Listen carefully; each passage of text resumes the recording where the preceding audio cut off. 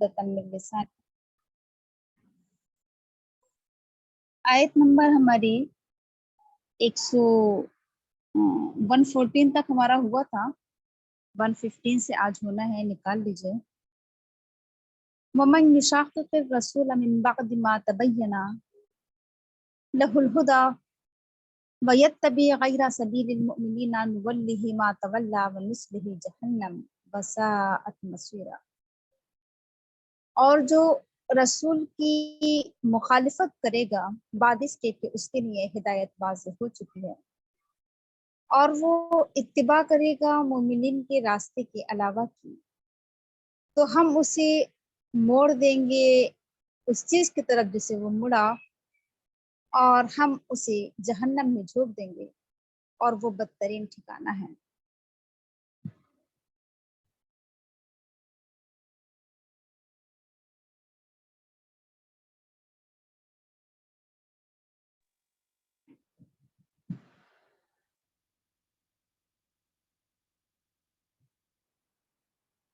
इस आयत में बताया जा रहा है कि जो रसूल की मुखालिफत करे, देखिए युशाक़िक़ का जो वर्ड है, इसका जो रूट वर्ड है वो है शीन काफ काफ। आप सब जानते हैं शक किसे कहते हैं, किसी चीज के फट जाने को शक हो जाना बोला जाता है, ठीक है। तो फट जाना, अलग अलग हो जाना, मुतफर्रिक हो जाना। तो कहा जा रहा है कि वमन युशाक़िक़, जो फट गया, जो अलग हो गया, जो मुतफर्रिक हो गया, ठीक है। तो अब इससे मुराद क्या क्या हो सकता है? बहुत कुछ हो सकता है अगर इसकी हम तशरीह करें तो, कि जिसके दिल फट गए हों, जिसके दिल अलग हो गए हों, किससे? रसूल से। देखिए कई बार आपके सामने ये बात आ चुकी है कुरान करीम में कि अतीउल्लाह व अतीउर रसूल, अल्लाह की इताअत करो और रसूल की इताअत करो। ये अल्लाह ताला का वाज़ेह हुक्म है। बल्कि यहाँ तक आया है कि मन युतीअ रसूल फ़क़द अता अल्लाह, जिसने रसूल की इताअत की उसने अल्लाह की इताअत की, ठीक है। इस तरह की कई आयत हमारे सामने आई थी जिससे हमें मालूम हुआ कि रसूल की इताअत मोमिन के लिए ज़रूरी है, वाजिब है और लाजिम है कि अल्लाह के रसूल सल्लल्लाहु अलैहि वसल्लम की इताअत की जाए। अल्लाह के रसूल सल्लल्लाहु अलैहि वसल्लम जिस ज़माने में मौजूद थे, उस वक्त अल्लाह के रसूल की इताअत करना क्या था? एक आसान अम्र था, एक आसान मामला था कि अल्लाह के रसूल ने कोई बात कही और वो मान ले, जिस बात से रोका गया रुक गए लोग। अब आज के दौर में अल्लाह के रसूल जबकि हयात नहीं है, तो हम किस तरीके से अल्लाह के रसूल की इताअत करें? तो उसका तरीका आपके सामने कई मर्तबा आ चुका है कि अल्लाह के रसूल सल्लल्लाहु अलैहि वसल्लम की अहादीस पर अमल करके हम अल्लाह के रसूल की इताअत कर सकते हैं। अल्लाह के रसूल सल्लल्लाहु अलैहि वसल्लम की सुन्नतों की इत्तिबा करके हम अल्लाह के रसूल सल्लल्लाहु अलैहि वसल्लम की इताअत कर सकते हैं। ये अल्लाह के रसूल सल्लल्लाहु अलैहि वसल्लम की इताअत का तरीका है कि आपकी अहादीस पर चला जाए, आपकी सुन्नतों पर चला जाए, आपकी सीरत को फॉलो किया जाए, ठीक है। तो अब कहा जा रहा है कि रसूल के आ जाने के बाद या रसूल पर ईमान लाने के बाद अब रसूल की नाफरमानी करना ये क्या है? मुनासिब नहीं है, या गैर मुनासिब है, ये सही नहीं है, ये जायज़ नहीं है। अल्लाह के रसूल सल्लल्लाहु अलैहि वसल्लम की नाफरमानी करना, अल्लाह के रसूल सल्लल्लाहु अलैहि वसल्लम की मुखालिफत करना और आपसे दुश्मनी करना, ये सरी गुनाह है, खुला गुनाह है, ये बड़ा गुनाह है। बल्कि जायज़ ही नहीं है, मुनासिब ही नहीं है कि अल्लाह के रसूल की नाफरमानी की जाए, ठीक है। जब अल्लाह के रसूल पर ईमान लेकर आए हैं तो फिर आपकी इताअत लाजिम और वाजिब है। कुरान करीम में कई मर्तबा ये बात हमारे सामने आई है कि जब भी किसी मामले में तनाज़ा हो जाया करे तो तुम उस मामले को लौटा दिया करो अल्लाह की तरफ और रसूल की तरफ। और ये भी आया है कि रसूल जिस बात का फैसला कर दें फिर उसके बाद उसकी मुखालिफत करना मुनासिब नहीं है, जायज़ नहीं है कि अल्लाह के रसूल सल्लल्लाहु अलैहि वसल्लम किसी मामले में फैसला करें اور آپ کی اطاعت نہ کی جائے جائز نہیں ہے۔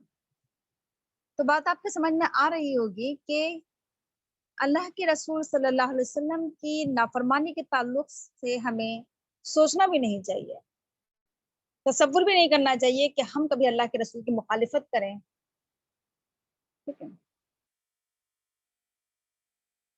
تو کہا جا رہا ہے کہ من بعد ما تبین لہ الہدی، بعد اس کی کہ ہدایت ان کے لیے واضح ہو چکی ہے۔ الہدا ہدایت، اور خصوصی طور پر خاص ہدایت۔ آپ کو پتہ ہے قرآن کریم میں الہدا جب بھی بولا جاتا ہے تو وہ کس لیے بولا جاتا ہے، کس معنی میں بولا جاتا ہے؟ ویسے تو ہدا کی میننگ کیا ہوتے ہیں؟ ہدایت، رہنمائی، راستہ دکھانا۔ اور قرآن کریم میں الہدا کسے بولا گیا ہے؟ وہ خاص ہدایت جو اللہ تعالیٰ نے اپنے بندوں کو عطا فرمائی ہے، وہ خاص رہنمائی، خصوصی طور پر دین کی رہنمائی، اسلام کی رہنمائی، ٹھیک ہے، دین اسلام کا راستہ بتانا، قرآن کا راستہ۔ قرآن کریم میں اسے ہدا کہا گیا ہے قرآن کریم کو، اور یہ بھی کہا گیا ہے کہ اصل ہدایت تو وہی ہے جو اللہ کی بتائی ہوئی ہدایت ہے، اصل راستہ تو وہی ہے جو اللہ کا بتایا ہوا راستہ ہے۔ تو جب اللہ تعالیٰ نے دین اسلام دنیا میں بھیج دیا، قرآن کریم کا نزول فرما دیا دنیا میں، تو اب قرآن کریم کے نازل ہو جانے کے بعد، دین اسلام کے آ جانے کے بعد، اور وہ بھی کس شکل میں؟ ما تبینا، جبکہ ہر چیز کھول کھول کر بیان کر دی گئی ہے، ہر چیز روشن ہے، مبین ہے، ہر چیز واضح اور کلیئر ہے، قرآن و حدیث کی شکل میں ہمارے سامنے کیا کر دی گئی ہے؟ ہر چیز کھول کھول کر بیان کر دی گئی ہے۔ تو اب اس کے بعد پھر کیا ہے؟ اب کسی بھی طریقہ سے ہمارے لیے جائز نہیں ہے کہ ہم اللہ کے رسول صلی اللہ علیہ وسلم کی مخالفت کریں، کیونکہ دیکھیے یہ ہدایت لانے کا جو ذریعہ بنے بندوں تک، جو ہدایت پہنچی ہے وہ کس کے ذریعے سے پہنچی ہے؟ اللہ کے رسول صلی اللہ علیہ وسلم کے ذریعے سے تمام بندوں تک ہدایت پہنچی ہے۔ اللہ تعالیٰ نے اللہ کے رسول حضرت محمد مصطفیٰ صلی اللہ علیہ وسلم کو منتخب فرما کے آپ کو چنا، آپ کو کیا کیا؟ منتخب کیا، کس کے لیے؟ رسالت کے لیے، ہدایت کے لیے۔ تو بندوں تک آپ نے کیا کی؟ الہدا پہنچائی، دین اسلام پہنچایا، قرآن کریم پہنچایا۔ تو اب کیا کرنا ہے؟ اللہ کے رسول صلی اللہ علیہ وسلم کی اطاعت اور اتباع ہم پر لازم و واجب ہے، ٹھیک ہے۔ اس بات پر اللہ تعالیٰ کا شکر ادا کرنا چاہیے کہ ما تبینہ لہ الہدا، اس نے ہدایت کے راستے ہمارے لیے واضح کر دیے ہیں، اس نے ہدایت کے راستے ہمارے لیے کھول دیے ہیں۔ کتنے زیادہ اگر دیکھے جائے تو ہدایت کے راستے ہیں۔ اللہ تعالیٰ نے اللہ کے رسولوں کو دنیا میں بھیجا، اور ایک نہیں انگنت رسول بھیجے۔ اللہ تعالیٰ نے آسمانی کتابیں نازل فرمائی، اور پھر جبکہ کیا ہو چکا ہے؟ نبوت و رسالت کا خاتمہ ہو چکا ہے، مہر لگ چکی ہے، قیامت تک اب کوئی نبی نہیں آئے گا۔ تو اللہ تعالیٰ نے مصلحین کے ذریعے، داعیین، مبلغین کے ذریعے کیا کیے؟ ہدایت کے راستے واضح فرمائے، کھولے۔ جتنے اللہ تعالیٰ کا شکر ادا کیا جائے کم ہے۔ کائنات میں پھیلی ہوئی نشانیاں، انسان کے اپنے نفس کے اندر پھیلی ہوئی نشانیاں، ایک ایک چیز کے اندر اللہ تعالیٰ نے ہدایت کے سامان ہمارے لیے کھول کھول کر بیان کر دیے ہیں۔ تو یہ اللہ تعالیٰ کا بندوں پر بڑا احسان ہے، بڑا فضل ہے، بڑی رحمت ہے۔ اس پر اللہ تعالیٰ کا شکر ادا کرنا چاہیے، اور اس پر بھی اللہ کا شکر ادا کرنا چاہیے کہ اللہ تعالیٰ نے الرسول، ایک خاص رسول ہمارے لیے بھیجا، ایک بہترین رسول اللہ تعالیٰ نے ہمارے لیے بھیجا۔ اس پر بھی اللہ تعالیٰ کا جتنا شکر ادا کیا جائے کم ہے۔ اور وہ رسول جس نے کیا کر دیا؟ ایک ایک چیز کو کھول کھول کر ہمارے سامنے واضح کیا کہ دین اسلام ہے کیا۔ قرآن کریم کی جس نے کیا کر دی؟ ہمارے سامنے ایک ایک آیت کھول کھول کر بیان کی، اور کس شکل میں؟ قولی شکل میں بھی اور عملی شکل میں بھی، عمل کر کر کے دکھایا کہ دیکھو ایسے کرنا ہے اطاعت، ایسے کرنا ہے اس کام کو۔ تو بہرحال جو खास पॉइंट हमारे लिए वो यही है कि हम सब क्या करें, अल्लाह के रसूल सल्लल्लाहु अलैहि वसल्लम की इत्तिबा करें। क्योंकि ये बात भी आपके सामने आ ही चुकी है कि अगर तुम अल्लाह से मोहब्बत करते हो तो मेरी इत्तिबा करो, अल्लाह तुमसे मोहब्बत करेगा। तो अल्लाह के रसूल सल्लल्लाहु अलैहि वसल्लम की इत्तिबा, आपकी पैरवी करना, आपके नक्शे कदम पर चलना हमारे लिए कंपलसरी है। उसके बाद वयत्तबी गैरा सबीलिल मुमिनीना, और जो इत्तिबा करेगा उस रास्ते के अलावा जो मोमिनीन का रास्ता है, जो ईमान वालों का रास्ता है।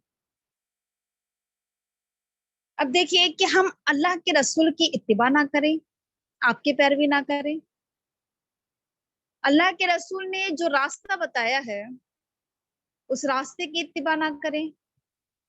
मोमिनीन, ईमान वाले जिस रास्ते पर चल रहे हैं, ईमान के रास्ते पर, इस्लाम के रास्ते पर, दीन के और कुरान के रास्ते पर, कुरान और हदीस के रास्ते पर वो चल रहे हैं, और हम क्या करें, उस रास्ते की इत्तिबा ना करें,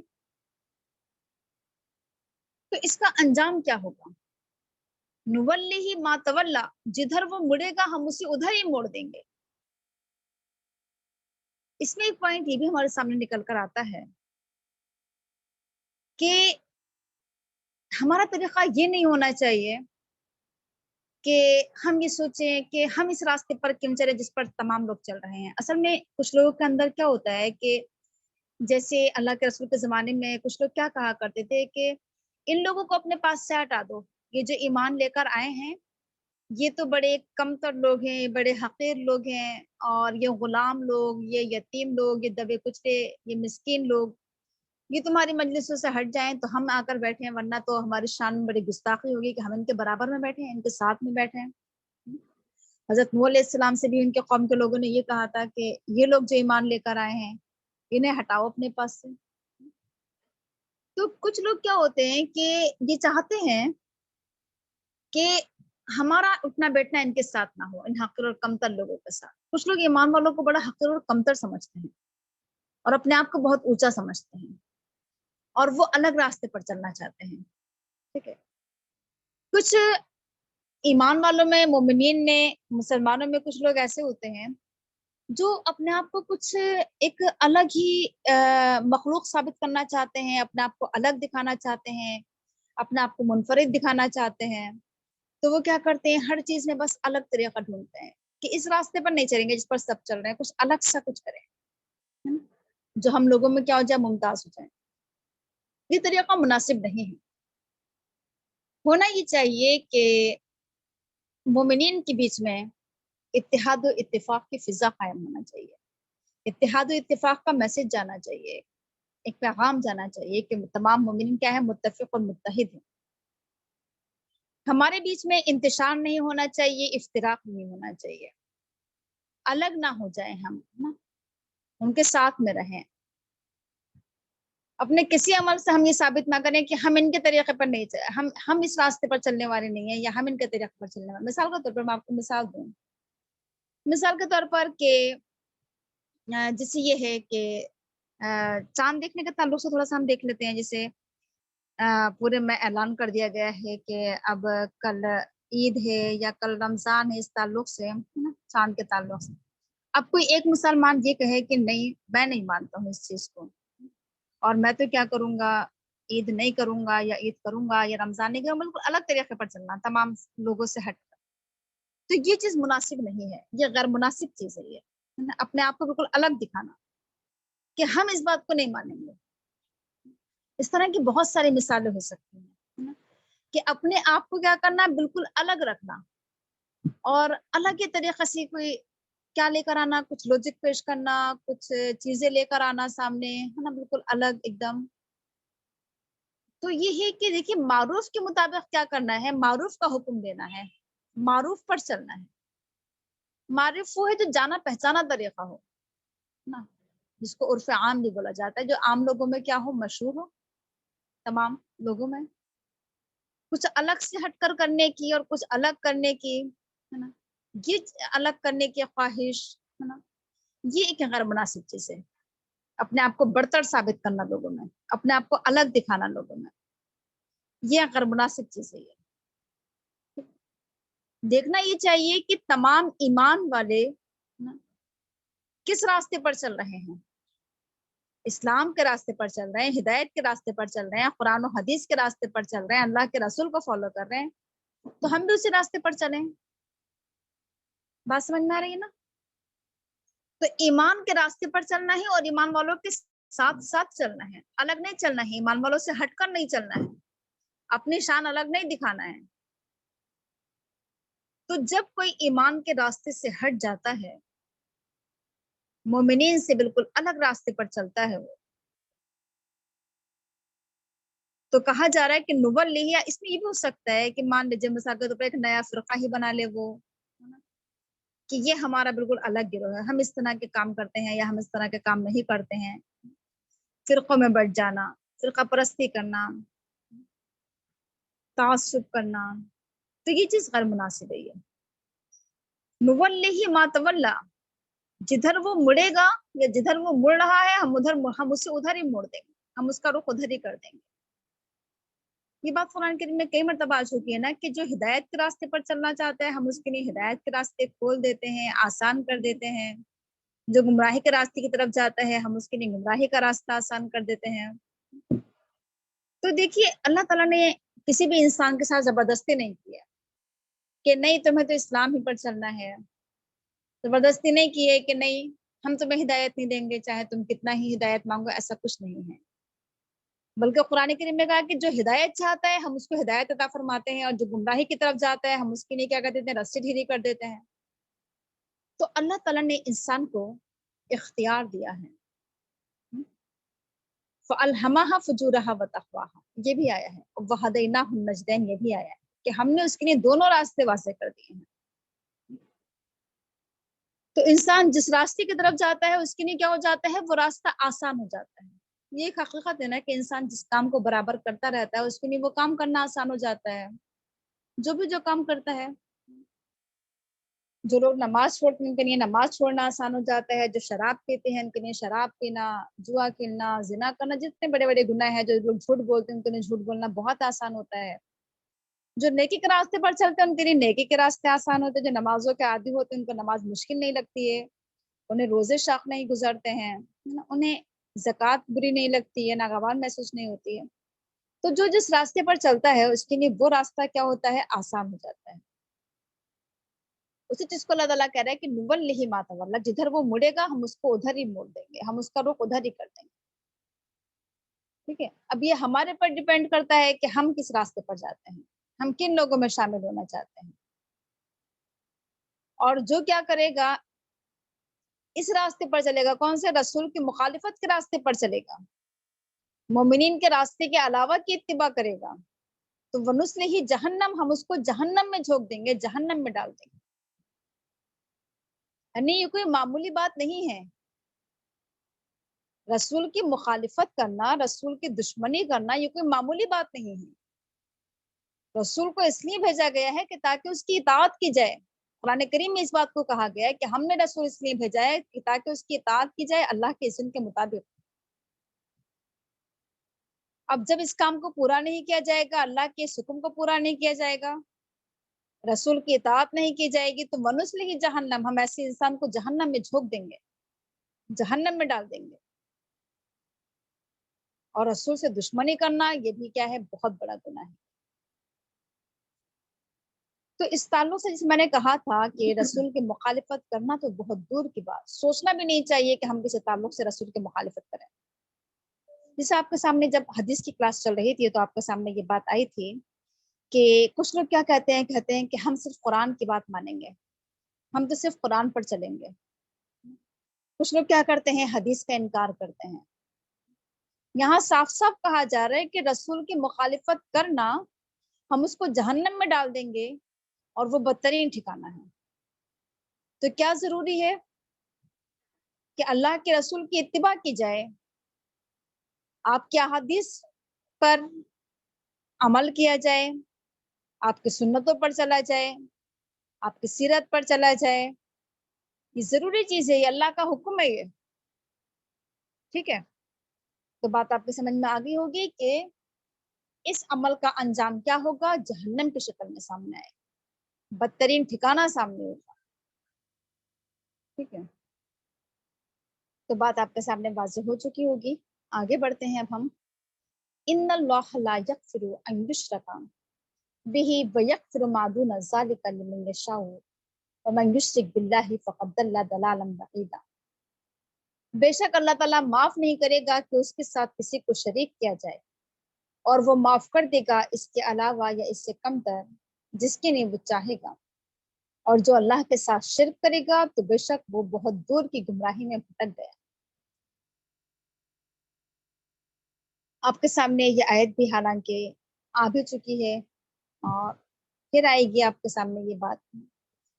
اللہ تعالیٰ نے بار بار کہا ہے اس بات کو کہ اللہ تعالیٰ معاف نہیں کرے گا کہ اس کے ساتھ کسی کو شریک نہیں، اس کے ساتھ کسی کو شریک کیا جائے. اس سے کیا بات سمجھ میں آئی آپ کے کہ شرک کیا ہے؟ ان الشرک لظلم عظیم. شرک سب سے بڑا ظلم ہے، شرک سب سے بڑا گناہ ہے. آپ سب اس بات سے بخوبی واقف ہیں کہ شرک کیا ہے؟ یہ گناہ کبیرہ ہے. یہ شرک ایک ایسا گناہ ہے جو کبھی معاف نہیں ہوگا. شرک کو معاف نہیں کیا جائے گا. اس سے چھوٹے گناہ، اس سے کمتر گناہ تو معاف کر دیے جائیں گے، لیکن شرک ایک ناقابل معافی جرم ہے. کبھی اللہ تعالیٰ نے اس کے لیے معافی نہیں رکھی ہے کہ اللہ تعالیٰ شرک کو معاف نہیں کرے گا، مشرک کو معاف نہیں کرے گا، شرک کرنے والے کو معاف نہیں کرے گا. شرک یہ کیا ہے؟ ایک گھناؤنا عمل ہے، ایک ناپسندیدہ عمل ہے. یہ ایک ایسا عمل ہے کہ جس سے انسان کو گھن محسوس ہونا چاہیے، نفرت ہونا چاہیے. یہ ایک ایسا عمل ہے کہ اس کو کرنے کا تصور بھی ہمارے ذہن میں نہیں آنا چاہیے. سوچنا بھی نہیں چاہیے کہ انسان کبھی زندگی میں شرک کرے. شرک کیا ہوتا ہے حالانکہ آپ بخوبی واقف ہیں، لیکن چونکہ ہمارے سامنے آئے تھے تو تھوڑی سی ہم یاد دہانی کر لیتے ہیں، تذکیر کر لیتے ہیں اس تعلق سے کہ شرک کے میننگ کیا ہوتے ہیں. کسی کو شریک کرنا، کسی کو اپنا ساتھی بنانا، ساجھی بنانا. تو آپ سب جانتی ہیں یہ بات کہ اللہ تعالیٰ کیا ہے؟ واحد ہے، تنہا ہے، اکیلا ہے، یکتا ہے، بے نظیر ہے. بہت ساری صفات ہیں اس کے اندر، ہے نا. بے مثال ہے. اللہ کا کوئی ساتھی نہیں، کوئی ساجھی نہیں، کوئی ہمسر نہیں، کوئی برابر نہیں، کوئی بیوی بچے نہیں اس کے، کوئی شریک نہیں اس کے. اللہ کے تخلیق میں بھی کوئی شریک نہیں. اللہ تعالیٰ نے تنہا اس پوری دنیا کو، اس پوری کائنات کو بنایا. انسانوں کو، آسمان و زمین کو تنہا اللہ تعالیٰ نے بنایا. کوئی شریک نہیں تھا اللہ تعالیٰ کے ساتھ، کسی کا سہارا نہیں لیا اس میں. تو اللہ تعالیٰ اس بات کو ناپسند فرماتا ہے کہ جب اللہ کا کوئی شریک نہیں تو یہ بات کہنا کہ اللہ کا کوئی شریک ہے، یہ کیا ہو گیا؟ سب سے بڑا جھوٹ. کہا جاتا ہے نا کہ دنیا کا سب سے بڑا جھوٹ یہ ہے کہ اللہ تعالیٰ کا کوئی شریک ہے. دنیا کی سب سے بڑی سچائی کیا ہے؟ سچ کیا ہے؟ کہ اللہ اکیلا ہے، واحد ہے، یکتا ہے. اللہ کا کوئی شریک نہیں. یہ دنیا کی سب سے بڑی سچائی ہے، حقیقت ہے یہ سب سے بڑی. اللہ تعالیٰ خود بھی شرک سے نفرت کرتا ہے اور اللہ تعالیٰ یہ چاہتا ہے کہ اس کے بندے بھی شرک سے نفرت محسوس کریں. قرآن کریم میں جسے آپ نے اما پارے میں پڑھا تھا کہ کہا کیا گیا تھا کہ اے نبی کہہ دیجئے کہ اے کافرو، میں عبادت نہیں کروں گا اس کی جس کی تم عبادت کرتے ہو، اور تم عبادت کرنے والے نہیں ہو اس کی جس کی میں عبادت کرتا ہوں، اور میں عبادت کرنے والا نہیں ہوں اس کی جس کی تم نے عبادت کی، اور تم عبادت کرنے والے نہیں ہو جس کی میں عبادت کرتا ہوں. تمہارے لیے تمہارا طریقہ، میرے لیے میرا طریقہ. یہ جو سورہ ہے یہ سورہ، یہ جو کہا جاتا ہے کہ ہم اس کو صبح و شام پڑھیں، رات میں پڑھ کر سوئیں، کیوں؟ کیونکہ اس سورے میں شرک سے نفرت کا اظہار کیا گیا ہے، شرک سے بیزاری کا اظہار کیا گیا ہے. تو اس بات کو بار بار دہرانا کہ میں عبادت نہ تو کرتا ہوں اور نہ کروں گا اور نہ کی جس کی تم سب کرتے ہو. تو یہ اس بات کو بار بار دہرانے سے کیا ہوتا ہے کہ انسان کے اندر توحید راسخ ہو جاتی ہے، مضبوط ہو جاتی ہے، اور شرک سے نفرت اور بیزاری محسوس ہونے لگتی ہے. دیکھیے یہ کبھی نہیں سوچنا چاہیے کہ ہم نے تو شرک کیا ہی نہیں اور ہم تو کبھی شرک کر ہی نہیں سکتے، مرتے دم تک نہیں کریں گے. ये अल्लाह ताला से इस बात की दुआ करना चाहिए ना, इस बात को बार बार दोहराना चाहिए, जैसे ये जो सूरह है बार बार पढ़ने की जो तलक़ीन इस वजह से है ताकि इंसान के जहन में कभी भी ना आए कि वो अल्लाह के साथ किसी को शरीक करे।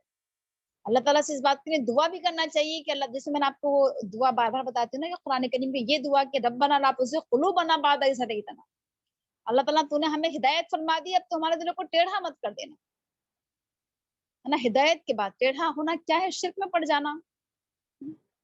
तो ये अल्लाह ताला से दुआ करना चाहिए, क्योंकि देखिए अगर हम दुनिया पर नजर डालें तो शिर्क को इतना खुशनुमा बनाकर पेश किया जाता है, इतना खूबसूरत बनाकर पेश किया जाता है, इतना अच्छा बनाकर पेश किया जाता है कि इंसान आसानी के साथ उसमें क्या हो जाए, मुलव्विस हो जाए।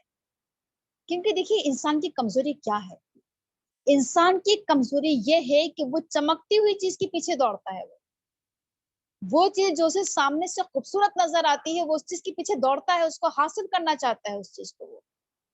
वो अच्छी चीजों से और खूबसूरत चीजों से मुतासिर होता है, इम्प्रेस होता है।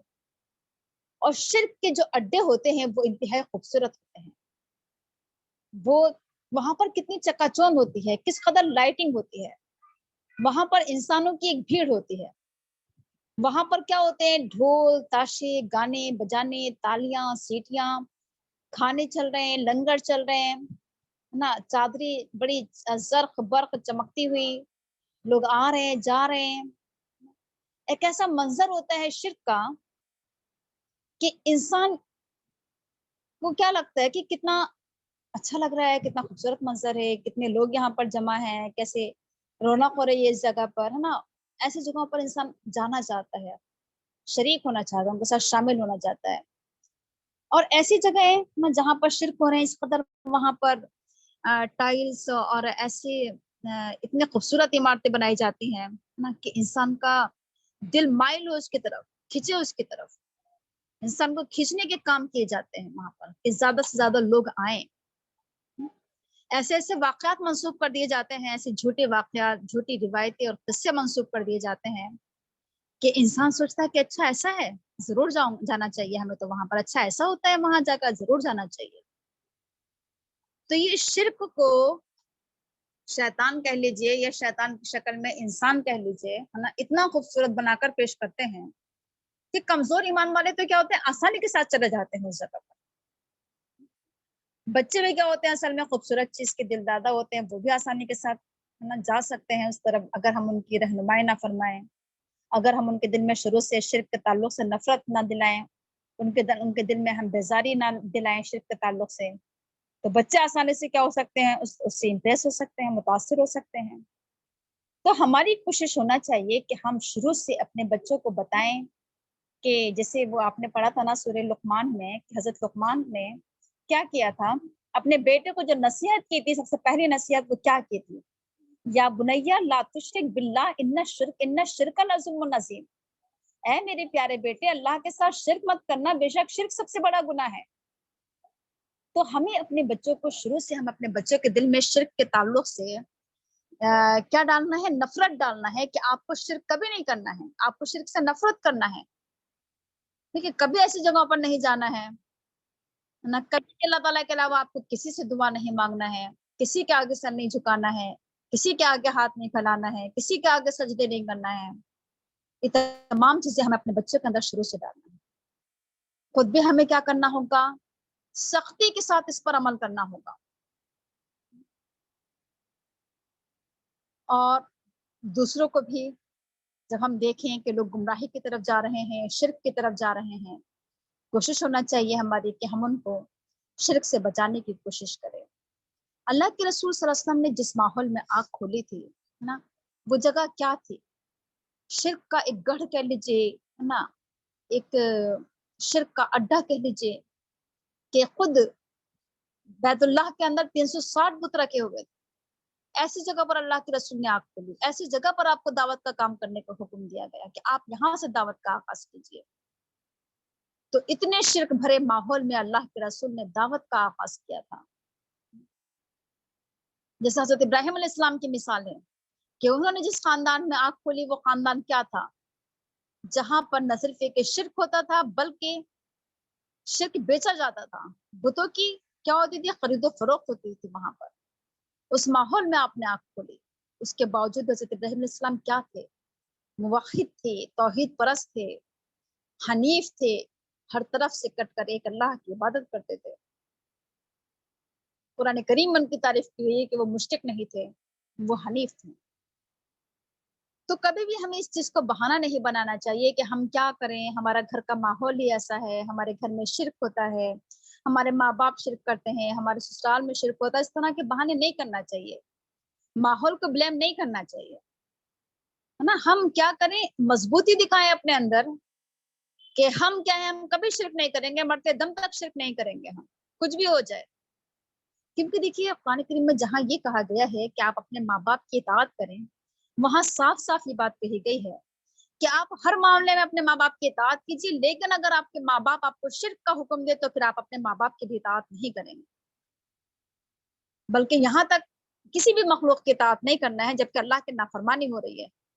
لا طاعت لمخلوق فی معصیت الخالق. اگر خالق کی نافرمانی ہو رہی ہے تو پھر مخلوق کی اطاعت کیا ہے، واجب نہیں ہے، ضروری نہیں ہے، لازم نہیں ہے، بلکہ جائز ہی نہیں ہے. تو کبھی بھی اس چیز کو ہم بلیم نہ کیا کریں کہ ہم مجبور ہو جاتے ہیں. شرک کے آگے ہمیں کیا ہونا ہے، مجبور نہیں ہونا ہے، مضبوطی کا ثبوت دینا ہے کہ ہم تو توحید ہی پر چلیں گے چاہے کچھ بھی ہو جائے، ہم شرک کبھی نہیں کریں گے.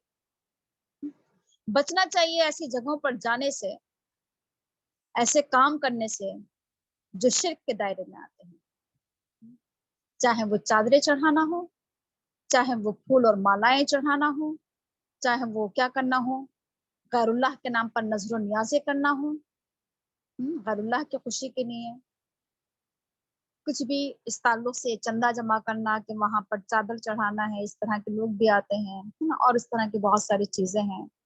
تو ان تمام چیزوں سے بچنا چاہیے، احتیاط کرنا چاہیے، ان تمام چیزوں سے احتراز کرنا چاہیے، اجتناب کرنا چاہیے.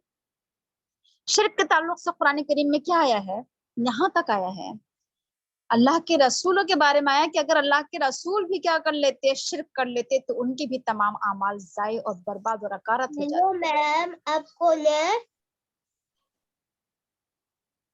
شرک کے تعلق سے قرآن کریم میں یہاں تک آیا ہے کہ شرک اتنا گھناؤنا عمل ہے. اللہ تعالیٰ آپ کا نام کیا ہے؟ شرک کے تعلق سے کہ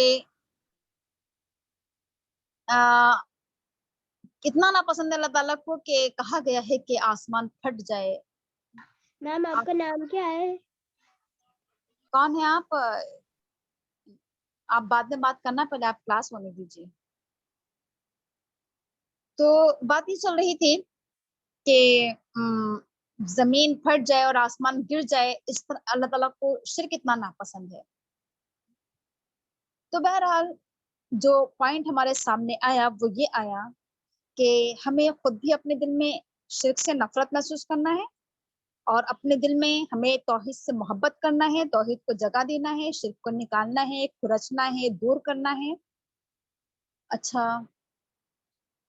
ایک پوائنٹ اس میں یہ بھی ہے کہ ابھی میرے ذہن میں آیا تھا، نکل گیا، چلیے ٹھیک ہے آگے دیکھتے ہیں. پھر ان اللہ لا یغفر ان یشرک بہ ویغفر ما دون ذلک، بے شک اللہ تعالیٰ معاف نہیں کرے گا اس بات کو کہ شرک کیا جائے اس کے ساتھ. اچھا ہاں ٹھیک ہے. تو شرک کے تعلق سے میں یہ بتانا چاہ رہی تھی آپ کو کہ شرک کیا ہوتا ہے. ایک تو شرک جلی ہوتا ہے، ایک شرک خفی ہوتا ہے. شرک جلی کیا ہوتا ہے، کھلم کھلا شرک کرنا. اب شرک جلی کی بھی کیا ہوتی ہیں، 3 قسمیں ہوتی ہیں. کیا کیا ہوتا ہے کہ سب سے پہلے تو یہ ہے کہ اللہ کی ذات میں شرک کرنا، کہ اللہ کا کوئی اور شریک ہے. اللہ کی ذات میں شرک کرنے سے بچنا ہے کہ اللہ کا کوئی ساتھی ہے، کوئی ساجی ہے، کوئی ہمسر ہے، اس بات سے بچنا ہے. اور دوسرے کس چیز سے بچنا ہے، شرک فی الصفات، اللہ کی صفات میں کسی کو شریک کرنا. یعنی اللہ تعالیٰ کے جو 99 نام ہیں، 99 نیمز جو ہیں اللہ تعالیٰ کے، اس میں شرک کرنا. جیسے مثال کے طور پر یہ سمجھنا کہ اللہ تعالیٰ کی، جیسے اللہ تعالیٰ کی صفت یہ ہے کہ اللہ تعالیٰ دینے والا ہے. اب اللہ کی صفت میں شرک کیا جائے کہ اللہ تعالیٰ کے علاوہ کوئی اور بھی ہمیں کچھ دے سکتا ہے، کوئی ہمیں اولاد دے سکتا ہے، کوئی ہمیں دولت دے سکتا ہے، کوئی ہمیں گھر دے سکتا ہے، شرک ہے یہ. یا جیسے اللہ تعالیٰ کے بارے میں یہ ہے کہ اللہ تعالیٰ کیا ہے، مستجاب الدعویٰ ہے، دعاؤں کو قبول کرنے والا ہے. اب یہ سوچنا ہے کہ اللہ تعالیٰ کے علاوہ کوئی اور بھی ہماری دعائیں قبول کر سکتا ہے، ہماری فریادیں سن سکتا ہے، ہماری پکار سن سکتا ہے، تو یہ سب کچھ کیا ہے؟ یہ شرک ہے۔ یا یہ سوچنا کہ اللہ تعالیٰ کے علاوہ ہمیں کوئی بیماری ہماری کو دور کر سکتا ہے، ہمیں کوئی شفا دے سکتا ہے، ہماری کوئی پریشانی دور کر سکتا ہے، ہماری کوئی ضرورت پوری کر سکتا ہے، تو یہ شرک ہے۔ یہ تو یا پھر جسے اللہ تعالیٰ کی صفت ہے رزاق، ہم نے سوچی کہ اللہ تعالیٰ کے علاوہ کوئی اور ہمیں رزق دے سکتا ہے، ہمیں کاروبار دے سکتا ہے، ہمیں جاب لگوا سکتا ہے، تو یہ شرک ہے۔ یہ تو اللہ تعالیٰ کی صفات میں بھی شرک کرنا، اس سے بھی بچنا چاہیے۔ یہ غلو ہے اللہ تعالیٰ کی صفات میں شرک کرنا، اللہ تعالیٰ کی صفات میں زیادتی کرنا ہے یہ، ٹھیک ہے۔ پھر یہ ہے کہ اللہ کے حقوق میں شرک فی الحقوق، اللہ کے حقوق میں شرک کرنا، اور اللہ کے حقوق میں شرک کرنے کا مطلب کیا ہے؟ اللہ تعالیٰ کا حق یہ ہے کہ اللہ ہی کی عبادت کی جائے، اللہ کا حق یہ ہے کہ اللہ ہی کو سجدہ کیا جائے، اللہ کا حق یہ ہے کہ اللہ ہی سے دعائیں کی جائے، اللہ سے مانگا جائے۔ اب اللہ کی صفات میں اللہ کے حق میں شرک یہ ہے کہ ہم اللہ کے علاوہ کسی اور کے آگے بھی سجدے کرنے، کسی مزار کے آگے سجدہ کرنے، کسی انسان کے آگے جا کر سجدہ کرنے، کسی پیر کے جا کے آگے سجدہ کر لیں، ہے نا، کسی کے بھی آگے جا کے سجدے کر لینا، کسی سے جا کے دعائیں مانگ لینا، ہے نا، یہ اور بہت ساری چیزیں ہو سکتی ہیں اس میں۔ تو یہ کیا ہے؟ یہ بھی شرک ہے، یہ شرک جلی ہے، یہ سب کھلم کھلا شرک ہے۔ یہ سب شرک فی الذات، شرک فی الصفات، شرک فی الحقوق، یہ سب کھلم کھلا شرک ہے۔ یہ ان تمام طرح کے شرک سے بچنے کی ضرورت ہے، اور شرک خفی، اس سے بھی بچنے کی بہت ضرورت ہے، جو ہم میں سے، میرے اندر بھی اور آپ کے اندر بھی، ہم میں سے ہر ایک کے اندر پایا جاتا ہے۔ اور شرک خفی کیا ہے؟ دکھاوا، نمود و نمائش، ریاکاری۔ کہ دکھاوا شرک ہے، حدیث میں کہا گیا ہے کہ جس نے دکھاوے کے لیے نماز پڑھی اس نے شرک کیا، جس نے دکھاوے کے لیے زکوٰۃ، صدقہ اور خیرات کیا اس نے شرک کیا، جس نے دکھاوے کے لیے روزے رکھے یا حج کیا دکھاوے کے لیے اس نے شرک کیا۔ تو ہمارے اندر دکھاوا آج بہت آتا چلا جا رہا ہے، ہر چیز میں دکھاوا، عبادات میں بھی دکھاوا آ رہا ہے، دنیا کے معاملے میں بھی دکھاوا، ریاکاری، نمود و نمائش بہت ہمارے اندر بڑھتی چلی جاتی ہے۔ ضرورت اس بات کی ہے کہ ہم اپنی اس کمزوری پر کنٹرول کریں، قابو رکھیں، اپنے اندر سے دکھاوا، ریاکاری، ان تمام کمزوریوں کو اپنے اندر سے نکالنے کی کوشش کریں، ٹھیک ہے، چاہے وہ دین کے معاملے میں ہو یا دنیا کے معاملے میں۔ اپنے آپ کو ریاکاری سے بچائیں، شرک خفی سے اپنے آپ کو بچائیں، ٹھیک ہے۔ تو دونوں طرح کے شرک سے بچنے کی ہم سب کو ضرورت ہے۔ چلیے آگے بڑھتے ہیں۔ وَيَغْفِرُ مَا دُونَ ذَلِكَ لِمَن يَشَاءُ، اور اللہ تعالیٰ معاف فرما دے گا جو اس کے علاوہ ہے، جس کے لیے وہ چاہے گا۔ دیکھیے دونا کا ایک مطلب تو ہوتا ہے کہ اس کے علاوہ، شرک کے علاوہ اللہ تعالیٰ گناہوں کو معاف فرما دے گا، اور دونا کا ایک میننگ جو ہوتا ہے وہ کمتر کے بھی ہوتے ہیں، کہ اس سے کمتر، اس سے نیچا، یعنی شرک سے جو نیچے کے گناہ ہیں۔ دیکھیے شرک سے اوپر کے گناہ تو یہ ہیں کہ کفر ہیں، نفاق ہیں، ہے نا، یہ اللہ تعالیٰ معاف نہیں کرے گا۔ شرک سے کمتر گناہ جو ہوں گے ہو سکتا ہے اللہ تعالیٰ معاف فرما دے، کیونکہ اللہ تعالیٰ کہہ رہا ہے کہ لمن یشاء، جس کے لیے وہ چاہے گا معاف فرمائے گا۔ یہ اللہ تعالیٰ کی مشیت ہے، اللہ تعالیٰ کی مرضی ہے، اللہ تعالیٰ کی چاہت ہے کہ اللہ تعالیٰ کس کے گناہ کو معاف فرما دے گا اور کس کے گناہ کو معاف نہیں فرمائے گا، شرک کے علاوہ، شرک کو معاف نہیں فرمائے گا۔ اس لیے ہماری کوشش ہونا چاہیے کہ ہم دنیا میں ہی کیا کر لیں، اللہ تعالیٰ سے معافی مانگ لیں شرک سے، کیونکہ آخرت میں جا کر پھر کیا ہوگا، اللہ تعالیٰ شرک کو معاف نہیں کرے گا۔ اللہ تعالیٰ سے دنیا میں ہی کیا کر لیں، ابھی بھی ہم اللہ تعالیٰ کے حضور تائب ہوں، رجوع کریں، اللہ تعالیٰ سے رو رو کر اپنے گناہوں کی معافی مانگیں، اور شرک سے بچنے کی کوشش کریں، نا، اس بات کا اقرار کریں کہ اب آئندہ ہم یہ گناہ نہیں کریں گے۔ تو اب یہ ہے کہ اس سے کمتر گناہوں کو اللہ تعالیٰ ہو سکتا ہے کہ معاف کر دے، لمن یشاء، جس کے لیے وہ چاہے گا۔ اور یہ بات میں آپ کو بتا چکی ہوں لمن یشاء کے تعلق سے، کہ اللہ تعالیٰ کی جو مشیت ہوتی ہے، اللہ تعالیٰ کی جو مرضی ہوتی ہے، وہ ایسی اندھا دھند نہیں ہوتی ہے۔ اللہ تعالیٰ کی مشیت میں کیا چیز پائی جاتی ہے؟ اللہ تعالیٰ کی مشیت میں حکمت پائی جاتی ہے، کہ اللہ تعالیٰ یہ دیکھتا ہے کہ کس گناہ کو معاف کرنا چاہیے اور کس گناہ کو معاف نہیں کرنا چاہیے، کون سا گناہ اس قابل ہے کہ اس کو معاف کر دیا جائے اور کون سا گناہ ایسے اس کو معاف نہیں کیا جا سکتا ہے۔ تو اللہ تعالیٰ کے فیصلے ایسے اندھا دھند نہیں، اندھا دھند اس کے اللہ تعالیٰ کے فیصلے نہیں ہوتے ہیں، اللہ تعالیٰ کے فیصلوں میں حکمت پائی جاتی ہے۔ اللہ زیادہ جانتا ہے کہ کون سا انسان ایسا ہے کہ جو معافی کے قابل ہے اور کون سا انسان کیا ہے معافی کے قابل نہیں۔ آگے بڑھتے ہیں اب ہم، وَمَن یُشْرِکْ بِاللَّهِ فَقَدْ ضَلَّ ضَلَالًا بَعِیدًا، اور جو اللہ کے ساتھ شرک کرے گا تو وہ بہت دور کی گمراہی میں بھٹک چکا ہے، وہ بھٹک گیا۔ وَمَن یُشْرِکْ بِاللَّهِ، شرک باللہ، اللہ کے ساتھ شرک کرنا۔ شرک باللہ کی میں آپ کو تینوں ڈیفینیشن بتا چکی ہوں کہ شرک فی الذات، شرک فی الصفات اور شرک فی الحقوق، کسی بھی طرح کا شرک ہو اللہ تعالیٰ کے ساتھ میں، ٹھیک ہے۔ تو جو بھی شرک کرتا ہے یا شرک کرے گا تو شرک کیا ہے؟ یہ فقط ضل ضلالا بعیدا، یہ کھلی ہوئی گمراہی ہے یہ، اور بہت دور کی۔ دیکھیے بعید یعنی ایسی گمراہی کہ جس سے بچنا انسان کے لیے انتہائی مشکل ہو جاتا ہے، نکل کر آنا مشکل ہو جاتا ہے۔ دیکھیے شرک کے اگر ہم دیکھیں دنیا میں جو جال بنا ہوا ہے شرک کا، اس قدر ایسا جال بنا گیا ہے شرک کا کہ انسان کے لیے اس میں سے نکلنا مشکل ہو جاتا ہے، بچنا۔ اچھا ہم دیکھتے بھی ہیں اس چیز کو کہ جب ایسے لوگوں سے جو شرک کرتے ہیں، اگر ہم یہ چاہیں کہ وہ شرک سے نکل رہے ہیں، شرک کے دلدل سے بچ جائیں، تو ہمیں کیا لگتا ہے کتنا مشکل کام ہے ان لوگوں کو شرک سے بچانا، کیونکہ وہ لوگ ایسی ایسی دلیلیں پیش کرتے ہیں کہ سمجھ میں نہیں آتا ہے کہ کس طریقے سے ان سے بات کی جائے۔ یعنی دیکھا جائے تو مشرک لوگ جو ہوتے ہیں اصل میں بڑے کٹر لوگ ہوتے ہیں، ایسی بے سر و پیر کی باتیں کرنا، ایسی کمزور روایتی جھوٹے قصے بیان کرنا، دلیلیں اس قدر ایسی بودی حقیر دلیلیں پیش کرتے ہیں کہ انسان اپنا سر پیٹ کر رہ جائے کہ یہ کیا بات کہہ رہے ہیں۔ قرآن و حدیث کی دلائل کے سامنے وہ ایسی دلیلیں پیش کرتے ہیں کہ انسان بس سوچتا رہ جائے کہ کس طریقے سے انہیں سمجھایا جائے، کیسے ان سے بات کی جائے۔ تو لگتا ہے کہ یہ بہت دور نکل چکے ہیں گمراہی میں، بہت دور، فقط ضل ضلالا بعیدا، گمراہی میں بہت دور نکل چکے ہیں۔ ایسا لگتا ہے کہ ان کے لیے واپسی کا راستہ باقی انتہائی مشکل ہے۔ جیسے میں آپ کو بتا پہلے بھی شاید آپ کو کہ یہ جو شرک کا جو راستہ ہوتا ہے، گمراہی کا جو راستہ ہوتا ہے، یہ انتہائی پستی کا راستہ ہوتا ہے، انتہائی کہنا چاہیے کہ کھائی میں انسان گر چکا ہوتا ہے گمراہی کے۔ اور آپ کو تو معلوم ہے کہ کھائی سے نکل کر آنا، اوپر کو آنا، باہر نکلنا انسان کے لیے انتہائی مشکل کام ہوتا ہے۔ کسی گڈھے میں گر جانا، گہرے گڈھے میں گر جانا اور پھر واپس اس سے نکلنا بڑا مشکل ہوتا ہے۔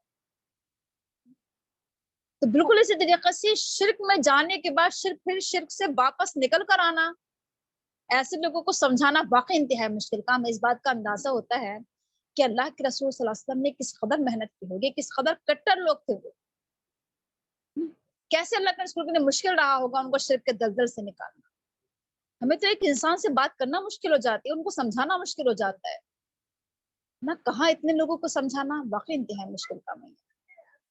لیکن بہرحال اس کام کو کرنا ہے، جیسے بھی کرنا ہے نا، جتنے بھی محنت کرنا پڑے نا، تو لوگوں کو گمراہی سے بچانا، بھٹکنے سے بچانا، یہ کام ہے ہمارا۔ اور دیکھیے کام اسی لیے تو کرنا ہے کہ وہ لوگ گمراہی میں ہیں، اگر وہ ہدایت پر ہوتے تو پھر کام کرنے کی ضرورت ہی پیش نہ آتی۔ ہم کہتے ہیں نا کہ کٹر لوگ ہیں، نہیں مانیں گے نا، کیسے ان کے بیچ میں کام کیا جائے، کیسے سمجھایا جائے، مشکل ہے۔ تو یہی تو کام کرنا ہے، یہی تو ذمہ داری ہے ہماری، ہے نا۔ ایسے ہی لوگوں کو تو سمجھانا ہے، اگر یہ صحیح ہو تو سمجھانے کی ضرورت ہی پیش نہیں آتی۔ تو وَمَن یُشْرِکْ بِاللَّهِ فَقَدْ ضَلَّ ضَلَالًا بَعِیدًا۔ تو یہ جو راستہ جو ہوتا ہے یہ گمراہی کا، پستی کا، شرک کا، جسے میں آپ کو بتایا تھا کہ نیچے کی طرف جانے والا راستہ کیا ہوتا ہے، انتہائی آسان راستہ ہوتا ہے۔ انسان آسانی کے ساتھ کیا ہے اترتا چلا جاتا ہے۔ جب انسان ایک بار گناہ کر لیتا ہے تو اس کے لیے گناہ کرنا واقعی انتہائی آسان ہو جاتا ہے، پھر وہ گناہوں کا عادی ہو جاتا ہے، پھر اس کو گناہوں کا احساس بھی نہیں ہوتا ہے پھر۔ تو یہ بات اس میں کہی جا رہی ہے کہ وہ بہت دور کی گمراہی میں جا چکا ہے، اب واپسی کا راستہ اس کے لیے انتہائی مشکل ہے۔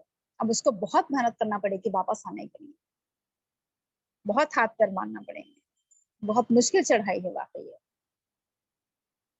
एक आयत और पढ़ लेते हैं, इन यदऊना मिन दूनिही इल्ला इनासा व इन यदऊना इल्ला शैतानम मरीदा। वो नहीं पुकार रहे हैं अलावा मगर ये कि देवियों को, और वो नहीं पुकार रहे हैं मगर ये कि मर्दूद शैतान, बागी शैतान। देखिए शिर्क दुनिया में किस किस तरीके से हो रहा है, आप भी बखूबी वाकिफ हैं, हम भी अच्छी तरीके से जानते हैं कि अल्लाह ताला के अलावा दुनिया में बहुत सारी चीजों को पुकारा जा रहा है। कुछ लोग दरख्तों की पूजा करते हैं, कुछ सूरज की पूजा करते हैं, है ना, और हर चीज की अगर देखा जाए तो अल्लाह ताला की हर मखलूक को माबूद बना लिया है लोगों ने। किसी ने फरिश्तों की इबादत की, तो किसी ने चांद तारों की, तो किसी ने पत्थरों की, किसी ने इंसानों की, किसी ने मुर्दों की, है ना, न जाने किस किस चीज को लोगों ने खुदा बना लिया है। जरा से इंसान में किसी चीज में कोई चीज ऐसी नजर आएगी, ये कुछ अलग, ये कुछ अजीब सी कोई चीज है, उसको खुदा बना बैठते हैं लोग, है ना। जरा से किसी के बारे में कोई अजीब व गरीब वाकया सुन लिया, किसी के ताल्लुक से कोई अजीब व गरीब बात मशहूर हो गया, उसको खुदा बना लिया, उसको माबूद बना लिया। ये इंसान की बड़ी कमजोरी है ना। तो अब लोगों ने क्या किया, जैसे आपको मालूम है कि बुतों की जैसे पूजा होती थी या होती है, तो उसमें क्या होती है, कुछ देवियां भी होती हैं, जैसे देवता होते हैं इसी तरीके से कुछ देवियां भी होती हैं।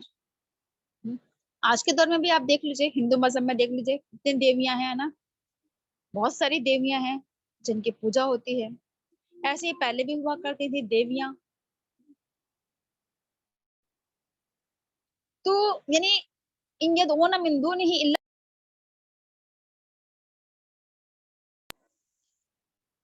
तो वो क्या कर रहे हैं, अल्लाह ताला के अलावा कुछ देवियों को पुकार रहे हैं।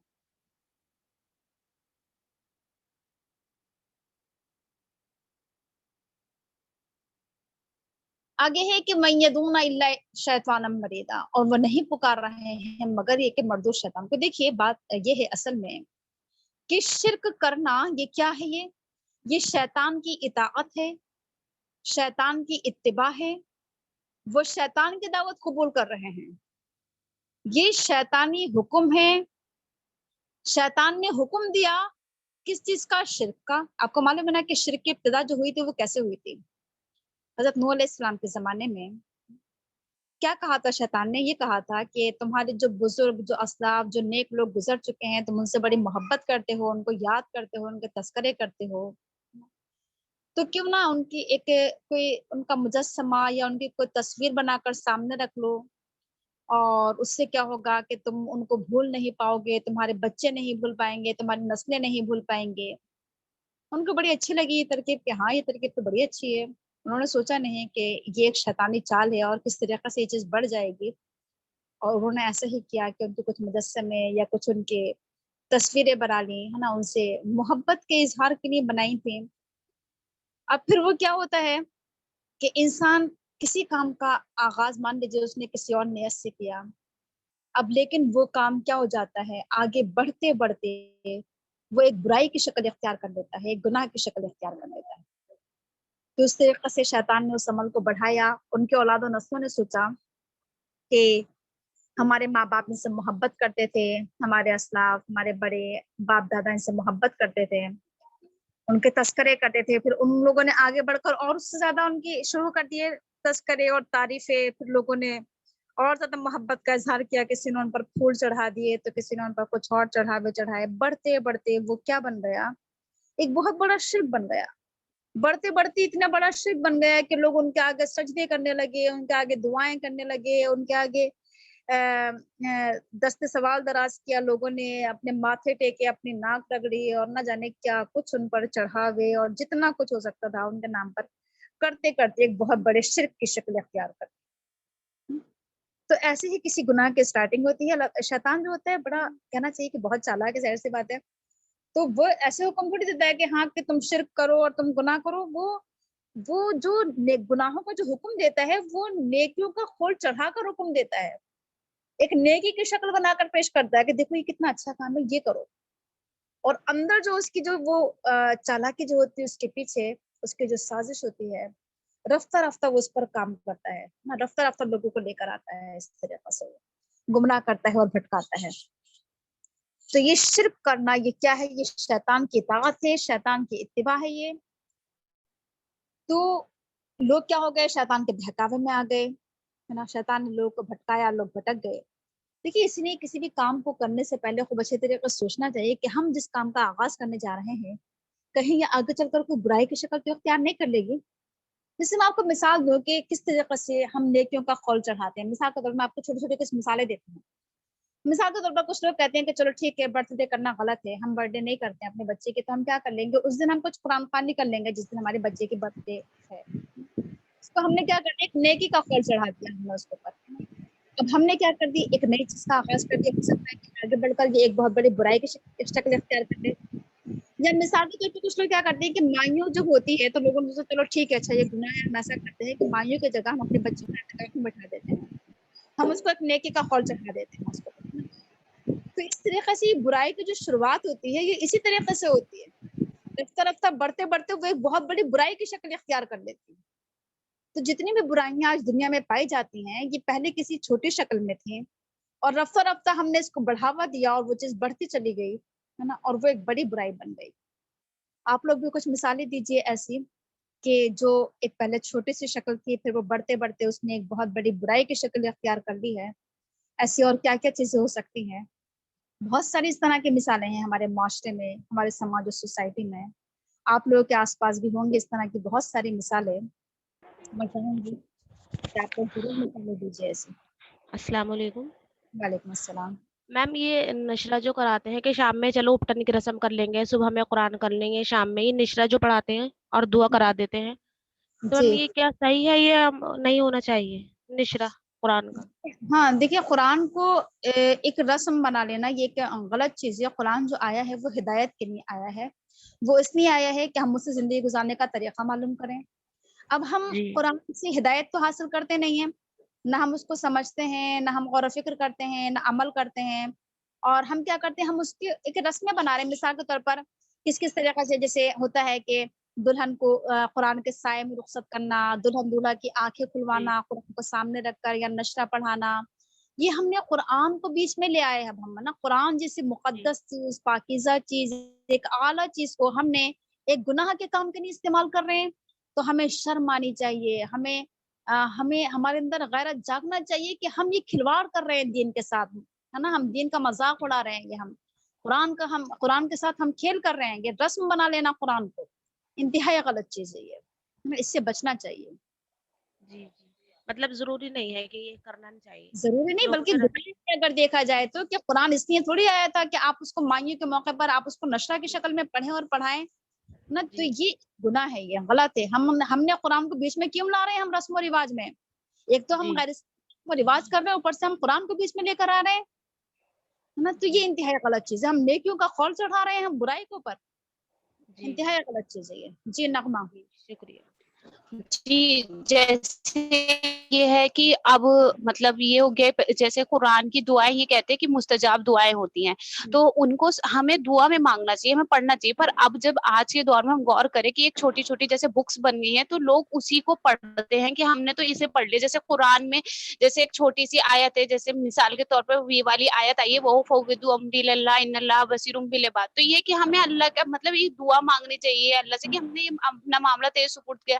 پر ابھی جیسے اور بھی بہت ساری آیتیں ہیں تو لوگ صرف ان آیتوں کو ورد کرتے ہیں، پڑھتے ہیں. جیسے ان سے کہا جاتا ہے کہ قرآن کو سمجھیے تو وہ لوگ یہی بول رہے ہیں کہ ہم نے اس میں پنسورے میں پڑھا ہے، یہ ہمارے پاس یہ پنسورے ہم یہ پڑھ لیتے ہیں، پورا تو قرآن نہیں پڑھا جاتا. جیسے 26 سورہ ہو گئی، مطلب یہ ہے تو ایک وہ کہ اللہ تعالیٰ نے یہ کہا کہ اللہ سے اس طرح سے مدد مانگنی چاہیے، دعا کرنی چاہیے. پر قرآن کی جو وہ ہے کہ جیسے پورا قرآن سمجھیں، اس کی جو اہمیت ہے اس کو کم کر رہی ہے یہ چیز.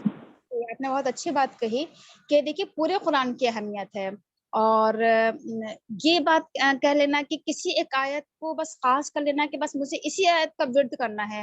جیسے مثال کے طور پر ایک آیت ہے کہ لا الہ الا انت سبحانک انی کنت من الظالمین. اب اس کو آیت کریمہ کا نام دے دینا اور اس کا 1.25 لاکھ کا ختم کرانا، اس کی قرآن و حدیث میں سنت میں کہیں سے کوئی دلیل نہیں ہے، نہ جانے کہاں سے یہ چیز آ گئی ہے. تو کسی ایک چیز کو خاص کر لینا، اس کی گنتی بھی خاص کر لینا کہ اتنے ہی بار پڑھنا ہے، یہ چیز مناسب نہیں ہے یہ، ہے نا. تو آپ نے ٹھیک کہا کہ صورتوں کو خاص نہیں کرنا چاہیے کہ 5 سورہ اور 16 سورہ اور یہ اور وہ، بلکہ پورے قرآن کی اہمیت ہے، ہم جہاں سے چاہیں قرآن کو پڑھیں. اچھی بات کہی آپ نے. جی نسرین بھاجی. السلام علیکم میم. میرا کے موقع کچھ پر مہینے پہلے، ہیلو میم. جی پہلے ایک بولے نسرین بھاجی، بولیں آپ.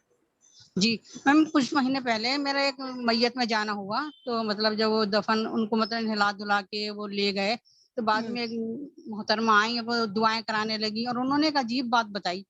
انہوں نے کہا کہ ان کی کوئی رشتہ دار عورت، جیسے ان کی بہو ہے یا ان کی کوئی بیٹی ہے، تو وہ 2 رکعت نفل پڑھے اور اس میں 9 ٹائم وہ پڑھے الحاکم التکاثر، تو ان کی بخشش ہو جائے گی. تو مجھے بہت مطلب حیرانی ہوئی کہ یہ ایک کیا پیدا کر دیا کہ مطلب ایسے تو لوگ گناہ کریں گے اور پھر مرنے کے بعد کوئی آ کے ہمارے لیے 2 نفلیں پڑھ دے گا تو بخشش ہو جائے گی. تو یہ اس طرح کی چیزیں پیدا ہونا کتنا، مجھے لگا کہ کتنا برا ہے یہ سب. یہ آگے چل کے چل گیا تو یہ تو بہت ہی بری بات ہے. جی جی صحیح بات کہی آپ نے. قبر ہول کا نام دے دینا نفل کو، اور اس طریقے کی باتیں کرنا. میت کے موقع کے تعلق سے بہت ساری رسمیں لوگوں نے بنا لی ہیں نا، تو واقعی بہت اچھا چیز ہے. جی اور کچھ رحیم باجی کیا کہنا چاہ رہی تھی؟ جی شادی کے تعلق سے ہی میں کہہ رہی تھی کہ جیسے دلہن تیار ہوتی ہے، حالانکہ وہ پارلر سے تیار ہو رہی ہے، سب اسے پارلر جا رہی ہے اور پھر وہاں سے تیار ہو کر آ رہی ہے، پھر اس کے بعد اس کو فوٹو شوٹ کیے جاتے ہیں، سب کچھ ہوتا ہے، اور اس کے بعد اس کے چہرے کے اوپر سورۃ یوسف پڑھ کے اب اس کو ڈھک کر بٹھا دیا جاتا ہے. اب کوئی نہیں دیکھے گا، پہلے دولہا دیکھے گا. اب بس دولہا کے سامنے اس کا گھونگھٹ اٹھتا ہے، اور اس کے بعد دولہا کے دوست اور تمام اہل خاندان والے اس کے اتنے فوٹو شوٹ ہوتے ہیں. اور وہ جب رخصت بھی نہیں ہوتی، اس سے پہلے ہی وہ جگہ جگہ پہنچ بھی جاتے ہیں. آج کل تو موبائل کا زمانہ ہے، ہم گھر میں اور ہمیں پتہ بھی نہیں کہ کس کی دلہن ہے، کون ہے، کیا نہیں ہے، لیکن سب اس کو دیکھنا شروع کر دیتے ہیں. جی آج کل تو گھر بیٹھے آرام سے دیکھ لیتے ہیں ہم کے. آرام سے دیکھ لیتے ہیں کہ کون ہے، ہم جسے جانتے بھی نہیں ہیں، اور اس کے کیا کہتے ہیں اسٹیٹس کے اوپر فوٹو لگے ہوئے ہوتے ہیں. لیکن اتنی سی دیر کے لیے اب یہ بہت ثواب کا کام ہو گیا کہ سورۃ یوسف پڑھی، اس کو ڈھک کے بٹھا دیا. اب یہ دین کا ایک کام ہم نے بہت زیادہ ثواب سمجھ کر، کیونکہ بس اب سارا ثواب جو ہے ہمیں مل گیا. گانے بجانے بھی ہو گئے، ڈیک بھی بج گئے، سب کچھ ہو گیا، بس سورۃ یوسف دلہن پہ پڑھنے کے بعد سارا ثواب جو ہے وہ اس میں کما لیا جاتا ہے. جی اب ٹھیک کسی کہا کو منع کرو تو کہتے ہیں اچھا آپ یہ کام نہیں کرتی ہیں، آپ کے گھر نہیں ہوتا ہے یہ کام. یہ تو بہت ضروری ہے، کیا کہتے ہیں، ورنہ دولہا جو ہے جب دلہن کا گھونگھٹ اٹھاتا ہے اس سے کوئی اور شکل نظر آ جاتی ہے، اس لیے پڑھی جاتی ہے یہ کہ دلہن جو ہے بہت انتہائی خوبصورت جو ہے وہ دولہا کو دکھائی دے. جی بہت زیادہ گمراہی پھیلی ہوئی ہے. بہت افسوس ہوتا ہے دیکھ کر کے قرآن کا لوگ کس طریقے سے استعمال کر رہے ہیں. اللہ ہدایت دے ان لوگوں کو. ہنسی بھی آتی ہے، غصہ بھی آتا ہے کبھی کبھی. غصہ بھی آتا ہے. اور پھر یہ تو دیکھیے، جو کتاب ہدایت ہے جو اس چیز کو منع کر رہی ہے، اسی جگہ اسی کتاب کو بتائیے کر رہے ہیں شامل. جی جی جی ذرا افسوس کی بات ہے. ان باتوں کو جو کتاب منع کر رہی ہے، بالکل صحیح بات. جی اچھا کتنا اللہ تعالیٰ کے غصے کو بھڑکا رہے ہیں. جی جی جی جی بالکل صحیح. اور پھر ایک بھی یہ چیز بھی ہے کہ قرآن کے لیے وہ یہ ہوتا ہے کہ جو حافظ قرآن ہے، انتقال کے بعد کہ وہ پیسے دے کے قبر کے اوپر بٹھا دیا جاتا ہے کہ جب تک وہ اس قرآن کو پڑھتا رہے گا تو اس کے گناہ کم ہوتے رہیں گے. بہت حافظ کو بہت بٹھا کہاں دیا تک جاتا ذکر ہے. کیا جائے اس طرح کی بدعتوں کا، اس طرح کی گمراہیوں کا کہاں تک ذکر کیا جائے. اتنی جی چیزیں ہیں میت کے تعلق بہت ہیں. سے. اگر بہت اس کو بولا جائے تو انسان کی زندگی ختم ہو جائے گی، لیکن اس کی باتیں ختم نہیں ہوں گی. یہ حالت ہوتی ہے آج کل. دن لگ جائے. جی ناہید باجی کچھ کہنا چاہتی ہیں؟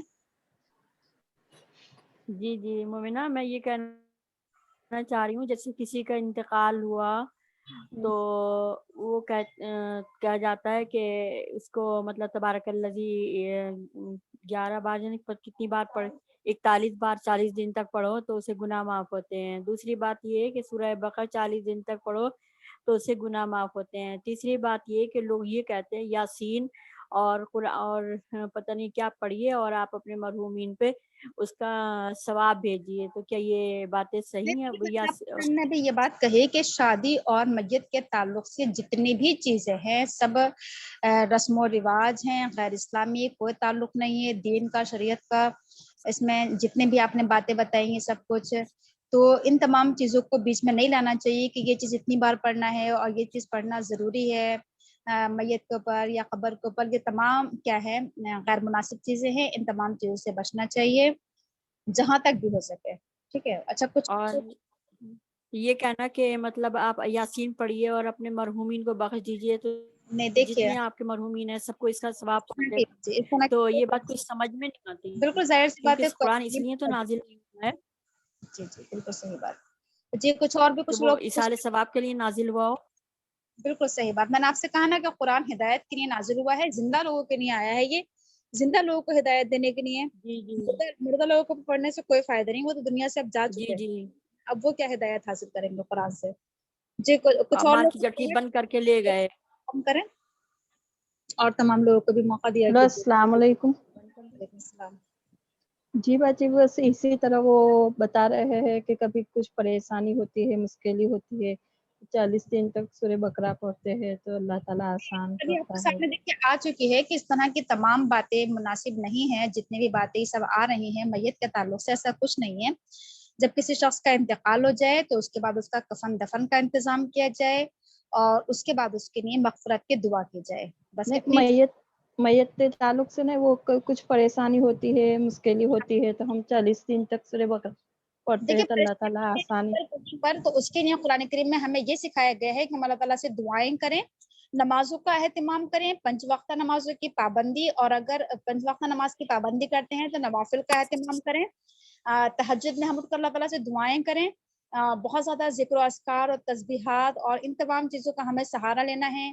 कुरान करीम की कोई भी सूरह पढ़ें, कोई भी आयत पढ़ें और ये इन तमाम चीज़ों को पढ़ें और अल्लाह ताला से दुआ करें, है ना। इसके लिए और ये चीज़ें कि ये चीज़ इतनी बार पढ़ना है, ये चीज़ इतनी बार पढ़ना है, ये चीज़ें सही नहीं है। ठीक है। देखिए कोई भी चीज़ हो पहले आप देख लिया कीजिए कि क्या ये चीज़ कुरान और हदीस में मौजूद है या अल्लाह के रसूल की ज़िंदगी में मौजूद है। अगर वो पाई जाती है तो वो कीजिए और अगर नहीं पाई जाती है तो उससे बचिए। बस सिर्फ इतनी सी चीज़ है। जी किसी और कुछ और जी कहना? जी, अस्सलाम वालेकुम। अस्सलाम।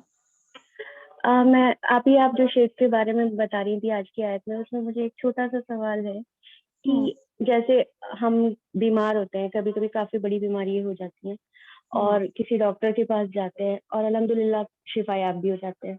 तो अगर हम किसी से बात करते हुए ये कह देते हैं कि हाँ अल्लाह ताला ने उस डॉक्टर के हाथ में बहुत शिफा दी है, तो ये भी शिर्क की कैटेगरी में आएगा?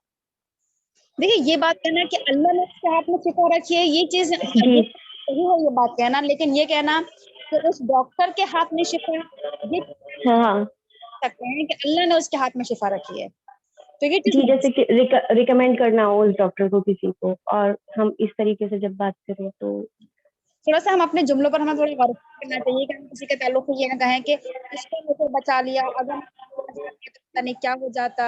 अगर हम्म हमें उसने उसने जिंदगी दे दी या उसने जान डाल दी मुर्दे के अंदर, है ना, ये चीज गैर मुनासिब जुमले हैं। कहना ये चाहिए कि अल्लाह ताला ने उसके जरिए अल्लाह ताला ने उसको जरिया बना दिया हमारे लिए और अल्लाह ताला ने उसके हाथ में शिफा दे दी, है ना, उसके जरिए से शिफा दे दी। ये तमाम चीजें बोली जा सकती हैं। बस थोड़ा सा जुमलों का उलट फेर है, थोड़ा सा गौर फिक्र करके बोलना चाहिए कि हम क्या बोल रहे हैं। तो ऐसा जुमला तो नहीं बोल रहे हैं कि जो शिर्क के दायरे में आ रहा है। ठीक है। जी। और किसी को कुछ और नहीं कहना है? और अगर किसी ने शिर्क ऐसा किया, मतलब अनजाने में कर दिया हो कि मैं मतलब मजार पर चले गए हों और आप बता रहे थे कि शिर्क के सिवा बाकी सब गुनाह माफ है, तो फिर उसकी माफी इस्तगफार ही पढ़ते रहेंगे ना? जी अगर आपको लग रहा है जब कि तक हमें नहीं पता था उससे पहले चले गए। अगर हमसे हो चुका है, जी जी गुनाह है, गलत है और हम ये गुनाह कर बैठे तो अल्लाह ताला करें, बहुत अल्लाह मुझसे गलती हो गई है, अब मैं आइंदा ऐसे गुनाह नहीं करूंगी, और फिर इस बात की कोशिश भी करें कि हम आइंदा इस काम को ना करें। और अल्लाह ताला बहुत माफ करने वाला है। हम अल्लाह ताला से रो रो कर दुआएं करें तो अल्लाह ताला हमारे गुनाह को माफ फरमा दे, अल्लाह ताला माफ कर देगा इंशाल्लाह। अल्लाह ताला ने वादा किया है कि ऐ मेरे बंदो, तुमने अपनी जानों पर अगर जुल्म कर लिया है तो अल्लाह ताला की रहमत से मायूस ना हो। ठीक है। जी चलिए इंशाल्लाह। हेलो चलिए।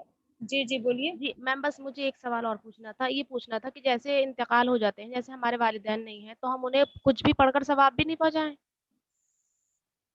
देखिए उसके लिए हदीस में ये आया है कि अगर हमारे माँ बाप में से किसी का इंतकाल हो गया है तो हम उसके लिए जितनी हो सके दुआएं करें। दुआओं का लफ्ज आया है।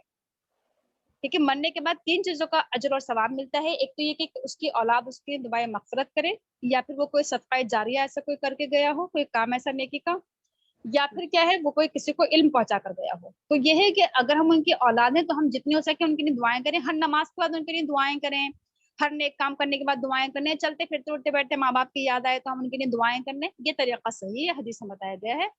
تو دعاؤں کا بہت اہتمام کریں. باقی ہم ان کے لیے صدقہ کریں زیادہ سے زیادہ, صدقہ بہت فائدہ پہنچاتا ہے. ہم ان کے نام سے کسی غریب کو پیسہ دے دیں, ہے نا, کسی کو کھانا کھلا دیں, کسی کو کپڑا دے دیں, صدقہ کریں زیادہ سے زیادہ مرنے والوں کے حق میں. ٹھیک ہے. علم میں اختلاف ہے نا کہ دنیاوی علم ہو یا دینی علم ہو. جی سمجھ نہیں پائی میں آپ کی بات. نہیں, علم کہتے ہیں نا نفع بخش علم ہو, مطلب اس میں اختلاف ہے کہ دینی علم اس نے دیا ہو یا نہیں دنیاوی علم. یہ چیز ہے کہ علم میں نافع اور علم میں غیر نافع. اس کی تشریح یہ ہے کہ ایک علم تو یہ ہے کہ علم پڑھ کر ہمیں فائدہ پہنچے اور ہم دوسروں کو فائدہ پہنچائیں. وہ علم جس سے فائدہ حاصل ہو وہ علم حاصل کرنا چاہیے, اور وہ علم جس سے کوئی فائدہ حاصل نہیں ہو رہا ہے اس علم سے بچنا چاہیے. اور کیونکہ حدیث میں یہ الفاظ بھی آئے نا کہ ایک تو یہ الفاظ ہیں کہ اللہ تعالیٰ تو مجھے وہ علم عطا فرما جس سے فائدہ ہو, اور ایک یہ الفاظ ہیں کہ اللہ تعالیٰ میں تیری پناہ چاہتا ہوں اس علم سے جو فائدہ نہ پہنچائے. تو فائدہ مند علم حاصل کرنا چاہیے اور غیر نافع علم سے بچنا چاہیے. بات سمجھ میں آئی؟ نہیں, جیسا یہ ہے نا کہ وہ جو بھی اس نے اپنا پڑھایا ہو یا اس نے علم مطلب دیا ہو کسی کو اور وہ آگے پڑھتا رہا, جیسے کسی نے کسی کو قرآن پڑھا دیا, بچے پڑھنے آتے ہیں تو اس کے لیے ایک صدقہ جاریہ بن گیا. یا پھر اس نے بکس پڑھا دی جو دنیاوی ہیں, سائنس, ہوم سائنس, اس طرح کی چیزیں پڑھا دی, تو وہ بھی نفع بخش بنیں گی. وہ علم جس کو فائدہ پہنچ رہا ہے. ہاں ہو سکتا ہے, جیسے مثال کے طور پر کہ کوئی ڈاکٹر ہے, اس نے ٹھیک ہے اس نے یہ علم حاصل کیا, اس نے میڈیکل کا سائنس کا علم حاصل کیا اور ڈاکٹر بن گیا. اگر وہ ڈاکٹر بن کر کیا کر رہا ہے کہ انسانیت کو فائدہ پہنچا رہا ہے, انسانوں کے فائدے کا کام کر رہا ہے, یا غریبوں کی کچھ خدمت کر رہا ہے وہ, تو اگر وہ فائدہ پہنچا رہا ہے اس علم سے لوگوں کو, تو اس کے لیے صدقہ جاریہ بنے گا, یہ اس کے لیے نیکی کا ذریعہ بنے گا. نفع بخش علم ہونا چاہیے, مطلب اس کو دیکھنا چاہیے کہ ہم وہ فائدے مند ہو رہے ہیں یا نہیں ہو رہے. سکھا رہے ہیں تو جی اس کو دین سے ریلیٹڈ کر دیں, دین سے جوڑ دیں. ڈاکٹر ہم کسی کو بنا رہے ہیں تو صرف ڈاکٹر ہی نہ بنائیں, ڈاکٹر بنانے کے ساتھ ساتھ ہم اس کو دین سے بھی جوڑنے کی کوشش کریں, چاہے وہ ڈاکٹر ہو, انجینئر ہو, یا کچھ بھی ہو, وکیل ہو, جج ہو, پروفیسر ہو, لیکچرر ہو, لیکن دین سے جڑا ہوا ہو, تو پھر وہ ہمارے لیے صدقہ جاریہ بنے گا, وہ علم نافع بنے گا وہ اس کے لیے, ہے نا. وہی ڈاکٹر, وہی انجینئر, وہی کوئی بھی دنیاوی پوسٹ جتنے بھی ہیں وہی کامیاب ہے جو کیا ہو دین سے جڑا ہوا ہو. اگر وہ صرف دنیاوی ہو, صرف دنیاوی, تو پھر کوئی فائدہ نہیں ہے نا, وہ غیر نافع ہو جائے گا. تو اس لیے ہر دنیا کے علم کو دین سے جوڑ دینا چاہیے, یعنی ہر دنیاوی علم کے ساتھ ساتھ دینی علم ضروری ہے, اور دینی علم کے ساتھ ساتھ دنیاوی, دونوں چیزیں ساتھ میں لے کر چلنا ہے. کسی ایک طرف کو ہم مائل نہ ہو جائیں کہ دوسرے کو ہم بالکل نظر انداز کر دیں. بات سمجھ میں آ رہی ہے نا؟ تو دونوں چیزیں ساتھ میں لے کر چلنا ہے. جی ٹھیک ہے, چلیے ٹھیک ہے, پھر ٹائم زیادہ ہو گیا ہے, انشاءاللہ کل ملاقات ہوتی ہے. السلام علیکم. السلام علیکم. السلام علیکم.